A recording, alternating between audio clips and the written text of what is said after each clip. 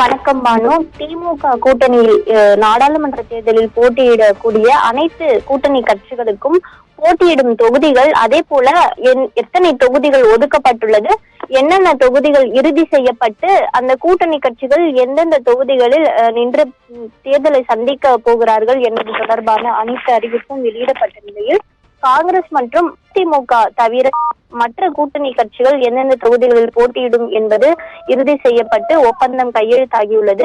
இந்த நிலையில் திமுக தலைமையிலான கூட்டணியில் இந்திய முஸ்லிம் லீக் கட்சி, கொங்கு மக்கள் தேசிய கட்சி, மார்க்சிஸ்ட் கம்யூனிஸ்ட் கட்சி, இந்திய கம்யூனிஸ்ட் கட்சி, விசிக ஆகிய கட்சிகளுடன் தொகுதி உடன்படிக்கையானது முடிவடைந்து விட்டது.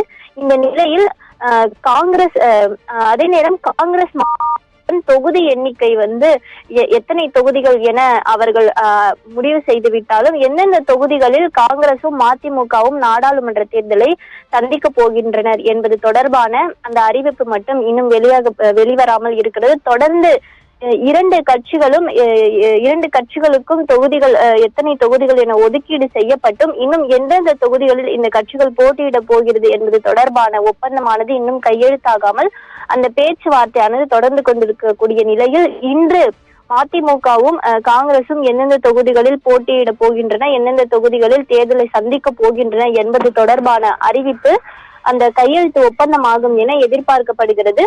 அதே போல மதிமுகவுக்கு திருச்சி தொகுதி ஒதுக்கப்படும் என்பதும் இன்று எதிர்பார்க்கப்படுகிறது. காங்கிரஸை பொறுத்தவரையில் காங்கிரஸ் கட்சிக்கு கடந்த முறை வழங்கப்பட்ட தொகுதிகளில் திருச்சி, விருதுநகர், அதே போல ஆரணி, கிருஷ்ணகிரி உள்ளிட்ட தொகுதிகளை மாற்றுவது தொடர்பாகவும் இன்னும் எந்தவித முடிவும் எட்டப்படாமல் இருக்கிறது. திமுக கூட்டணியில் இருக்கக்கூடிய காங்கிரஸ் கட்சிக்கு பாண்டிச்சேரி உட்பட 10 இடங்கள் ஒதுக்கீடு செய்யப்பட்டுள்ளது, 10 தொகுதிகள் ஒதுக்கீடு செய்யப்பட்டுள்ளது. அது எந்தெந்த தொகுதிகள், என்னென்ன தொகுதிகளில் எந்தெந்த தொகுதிகள் ஒதுக்குவது தொடர்பான பேச்சுவார்த்தை நடைபெற்று வருகிறது.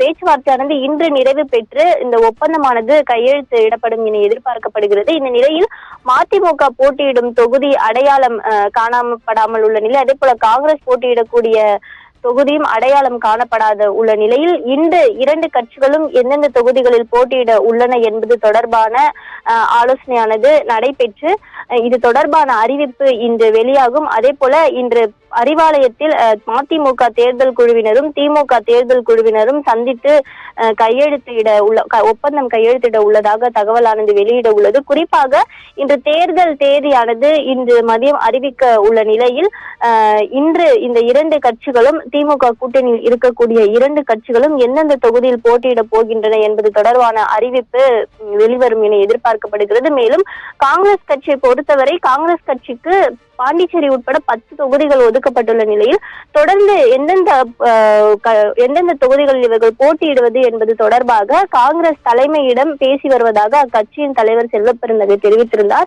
இந்த நிலையில் காங்கிரசும் எந்தெந்த தொகுதிகளில் போட்டியிட போகிறது என்பது தொடர்பான முழு விவரங்களும் இன்று வெளிவந்து அந்த ஒப்பந்தமானது கையெழுத்திடப்படும் என எதிர்பார்க்கப்படுகிறது. தொடர்ந்து திமுக தொகுதி பங்கீட்டு குழுவினுடன் முதலமைச்சர் மு.க.ஸ்டாலின் கடந்த 2-3 நாட்களாகவே ஆலோசனை கொண்டு வருகிறார்.